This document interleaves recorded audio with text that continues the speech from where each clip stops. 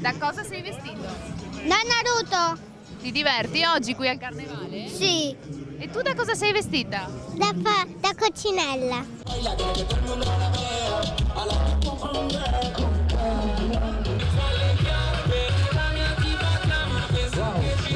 Si è conclusa con balli, feste e tanto divertimento la 3 giorni in maschera, considerata una tra le maggiori rappresentazioni del Veneto orientale, il Carnevale di San Stino di Livenza. Siamo arrivati al 50° anniversario di questa grande manifestazione. Proprio 50 anni fa sono partiti, così possiamo dire, 4 amici al bar, così con delle proposte, con delle iniziative, siamo arrivati al 50°. Il Carnevale sanstinese è una grande festa e non soltanto per i piccini. Tra i momenti clou l'arrivo dei 32 carri allegorici, vale a dire un anno di lavoro prima della tanto attesa sfilata. Siamo in 6 che ci occupiamo ognuno di un proprio ambito e quindi è impegnativo, ma lo facciamo con piacere per tutta la popolazione, non solo per i sestinesi, ma per tutti.